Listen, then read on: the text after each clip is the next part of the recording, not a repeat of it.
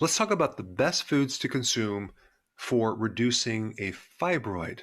A fibroid is a tumor that's growing on the inside of the uterus, and they can sometimes grow on different parts of the uterus, but they could be the size of a pea to the size of a basketball.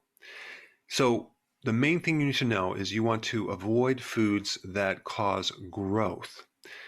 Cheese is filled with hormones, and you definitely want to avoid cheese. And that is because milk helps a baby calf grow into a cow. So milk has all sorts of growth factors, and of course they make cheese out of milk. Now, soy is another plant that is very estrogenic. So you want to stay away from all versions of soy, and you want to stay away from anything that increases estrogen, and that includes flaxseed as well. Now, in addition to that, you want to avoid foods that trigger insulin, because insulin is a very powerful growth hormone.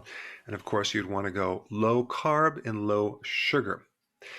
But here are the foods that have various phytonutrients that can help decrease inflammation, decrease fibrosis, and decrease angiogenesis, which is the formation of new blood supply to a fibroid. So number 1, berries. Number 2, garlic.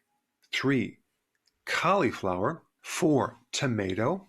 5, onion.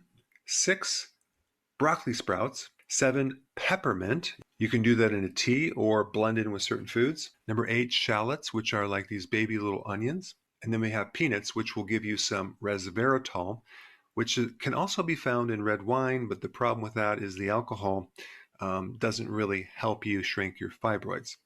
And lastly, fasting. Intermittent fasting and periodic prolonged fasting is probably one of the most powerful things you can do for fibroids. So if you combine that with healthy keto and make sure you have some of these foods right here, I think that would be a perfect plan.